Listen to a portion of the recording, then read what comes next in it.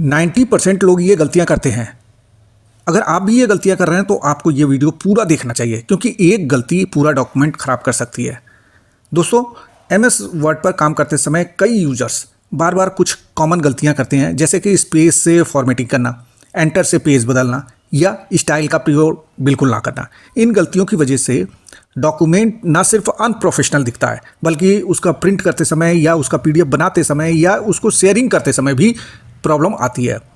तो ये वीडियो में हमारे जो एक्सपर्ट हैं ओपी सर जी, उनसे हम जानेंगे कि एमएस वर्ड में सबसे आम गलतियां क्या हैं और उनका आसान और सही समाधान, ताकि आपका हर डॉक्यूमेंट दिखे साफ, प्रोफेशनल और एरर फ्री। तो चलिए हम सीधे अपने एक्सपर्ट से बात करते हैं। नमस्कार साथियों, हमको कमेंट्स में आया था कि सर हमें बताइए कि हम एमएस वर्ड में काम करते हैं, एमएस ऑफिस में, तो कुछ कॉमन समस्या से हम जूझते रहते हैं, तो उनके बारे में बताइए कि वो गलतियां हम ना करें। तो बहुत सी बेसिक और शुरुआती कमियों के बारे में बताऊंगा जिनके बारे में हमको एमएस वर्ड में ध्यान रखना चाहिए। तो आपको ध्यान होगा यहाँ पर डॉक्यूमेंट 1 लिखा हुआ आया है, या डॉक्यूमेंट 2, डॉक्यूमेंट 3 आप जितने भी खोलेंगे, यानी कि फाइल का नामकरण नहीं हुआ है। तो हमें नामकरण करना बहुत जरूरी है। जैसे बच्चा पैदा होता है तो नामकरण होता है, नाम रखा जाता है, उसको बुलाते हैं। तो फाइल का नामकरण करने से क्या होता है, भविष्य में फाइल को ढूंढने में, उसके बारे में और पता करने के लिए नामकरण होना जरूरी है। तो सबसे पहले फाइल में जाते हैं और सेव एज का बटन दबाते हैं। बहुत जरूरी, लोग भूल जाते हैं सेव एज करना, और जिस पीसी में करना आपको ब्राउज कर दिया आपने, और आपने यहाँ पर माई डॉक्यूमेंट में कर रहे हैं, मैं डाउनलोड में करता हूँ टेस्ट डॉक। जो हिंदी में करना हिंदी में कर लीजिए, अंग्रेजी में करना अंग्रेजी में कर लीजिए। इसके अलावा लोग क्या करते हैं कि जो टेक्स्ट लिखा रहता है, मान लीजिए यही है, वो क्या करते हैं, जनरली कोई चीज को सिलेक्ट करते हैं, कट कॉपी पेस्ट करते हैं, और अनसेलेक्ट या इसको डीसेलेक्ट करना भूल जाते हैं काम करने के बाद। और बड़ा डॉक्यूमेंट है, दस्तावेज बड़ा है, और भूल से स्पेस बटन दब गया या कोई की दब गई, आपको पता भी नहीं चला कि वो एडिट हो गया, वो टेक्स्ट चला गया, आप सेव कर गए, बाद में खोलेंगे तो वो आइटम आपको नहीं मिला। हमें लेआउट टैब में जाना है। लेआउट टैब में जाके हमको देखना है पेज सेटअप के अंदर, और पेज सेटअप के अंदर हमें पेपर में जाना है, और यहां पर आपको मिलेगा A3। आपको इसको A4 करना है। A4 करने के साथ में आपको इसको सेट डिफॉल्ट करना है कि नॉर्मल टेम्पलेट आपकी चेंज होगी, आपको हाँ करना है, ओके कर दिया या कैंसिल कर दिया। तो A4 करना बहुत जरूरी हो गया।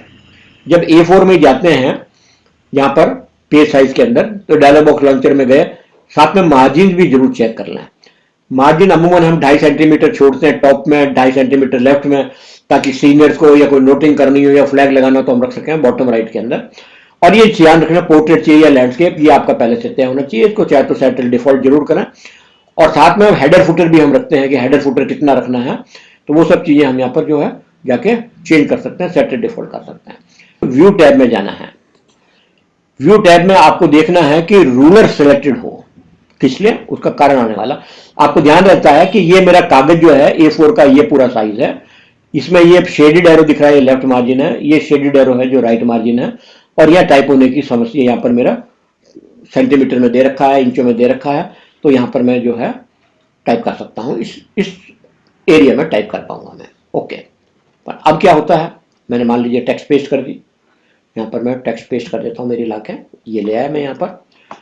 और अब हमको क्या करना पड़ता है कि हम इसको आगे खसकाना है, मान लीजिए इस चीज को आगे खसकाना है, तो हम क्या करते हैं, स्पेस डालेंगे, ऐसे करके आगे लेके आएंगे। तो हमें ऐसा करने की जरूरत नहीं है, पर हमको टैब बटन दबाना है। मान लीजिए आपने ये टेक्स्ट सिलेक्ट कर दी यहां पर, और यहां पर इंडेंट का बटन है आपके पास, इंक्रीज इंडेंट, तो पूरा टेक्स्ट आपका जो है आगे पीछे चला गया, और आगे करना आपने और आगे कर दिया। स्पेस मारने की जरूरत नहीं। और अलाइनमेंट की बात करते हैं, हमने ये टेक्स्ट सिलेक्ट कर दिया, और अलाइनमेंट हमारा लेफ्ट अलाइन है, हम सेंटर अलाइनमेंट कर सकते हैं, हम राइट अलाइनमेंट कर सकते हैं, और जस्टिफिकेशन टेक्स्ट कर सकते हैं, जस्टिफाई नाउ। तो लेफ्ट से राइट तक की लाइनें जो है बराबर हो जाती है। तो ये कॉमन मिस्टेक्स हैं जो लोग बाग शुरू के अंदर टाइपिंग करने में, जो वर्ड में नया नया काम करते हैं, उनको ये दिक्कत आती है। तो इस बारे में बताइएगा आपको कैसा लगा, और नया हम टॉपिक पे आगे चर्चा करेंगे, थोड़ा एडवांस लेवल की सीरीज भी करेंगे। ये कॉमन मिस्टेक्स हैं, तो इनका अगर आप बच के रहेंगे तो आपका डॉक्यूमेंट सही बनेगा और ये छोटी मोटी समस्याएं जो है आपको नहीं आएगी।